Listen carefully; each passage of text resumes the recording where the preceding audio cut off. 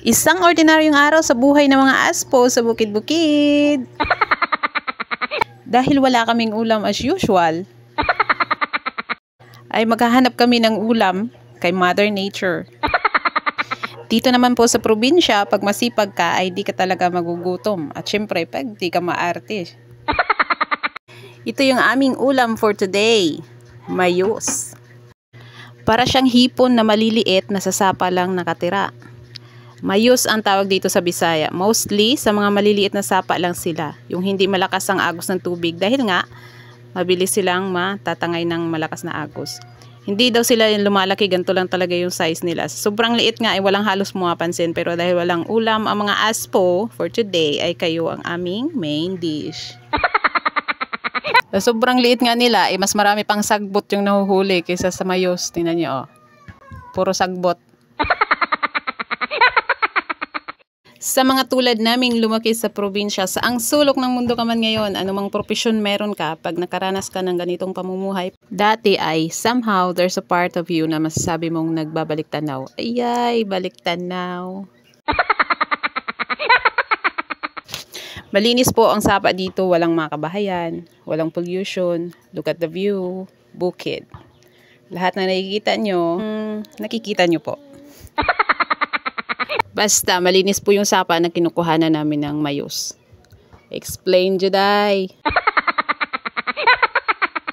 Bitaw, malinis pa yung sapa dito. Pero not to the point na pwedeng inumin yung tubig, ha. Tingnan nyo naman yung mayos, oh.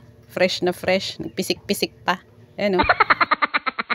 Kahapon naman po ay udlot ng gabi yung aming ulam. Yung baka bukas ay halo at ibid na to. Alam nyo, dito ko lang nakikita sa pamilya nila ni Kuya na kahit mahirap, basta sama-sama sila ay okay lang. Tingnan mo naman, oh, kahit mayos yung ulam, nagtutulungan para lang makahuli ng mayos pang ulam for today. Okay, balik na tayo sa barong-barong at nang mailuto na itong aming ulam. Bagong lahat ay lilinisan ito, huhugasan ng maigi, tatanggalin yung mga sagbot, ambot, unsa ng sagbot sa Tagalog. Ganina ako sagbot ng sagbot. By the way, nandito nga pala kami dahil mag-uuling sila ni Kuya at ni Ate. At kami ay mga buntot. Balik na tayo sa barong-barong at nang mailuto na itong aming ulam na mayos. Nang makapananghalian na kami. Ang dami namin dito. Wala kasing pasok ngayon kaya nandito yung mga bata. Ito na yung mayos, sinuhugasan na at nagpainit na rin kami ng tubig dahil babanlian pala ito ng mainit na tubig para mas malinis. Ayan, si Kuya na yung maglilinis nitong mga sagbot. Tatanggalin yung mga dumi.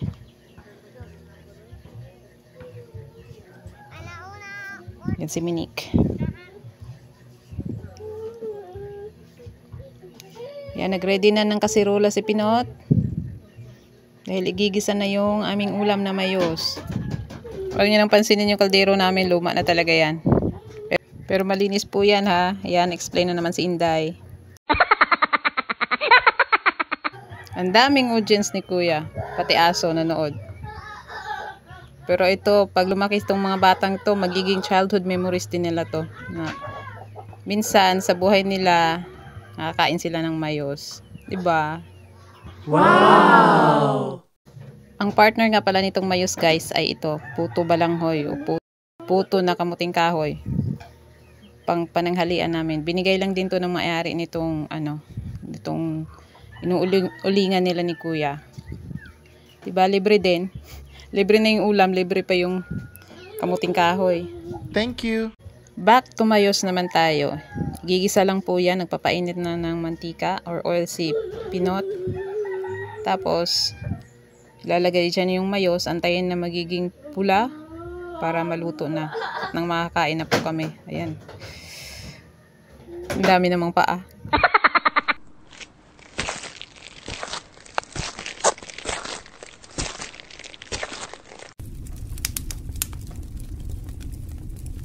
Kung meron silang buttered shrimp, dito naman meron din kaming buttered mayos. Kasi nga bugbog na sa halukay.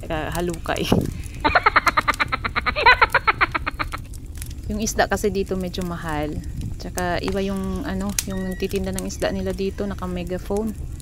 So Unang dating ko pa lang dito, sabi ko sa ate ng asawa ko, te, meron atang barangay announcement.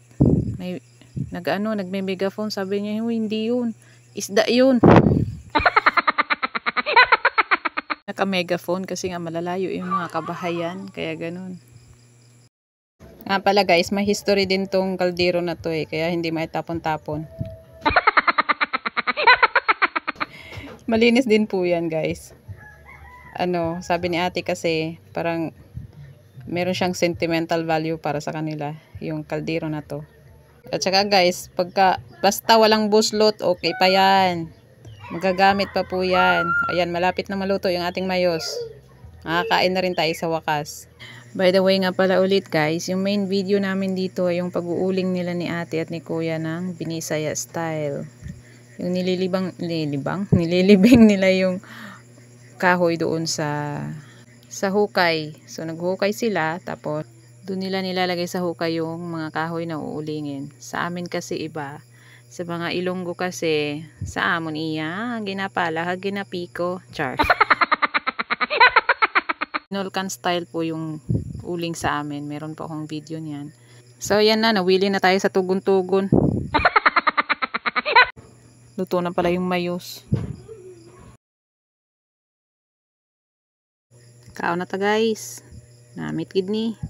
Puto plus mayos equals ayos. So that's all for today's video guys. Thank you for watching at sana nag-enjoy kayo. And I hope to see you again on my next video para sa ako ang pinaragamak nga voice over. Salamat sa tanan. God bless everyone. And have a nice day ahead. Bye. Kaos kuya. Hala, taklobs kaldero, may butangan. O mga bata, pagdali, kuha na. Ipalaman. O diba, walang kaarte-arte. Kaon jud.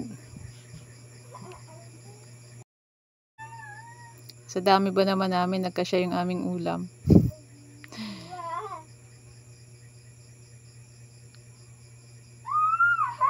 Sabi bye na daw tapos wakal gyapon. Sige na guys, bye mga kaas po, anak sa pobre nga wala na ning kamot, mao nang pobre ra gihapon. Eme, ako na.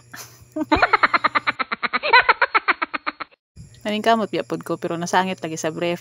Charot. Apo sa banagan kaon ta. Bye.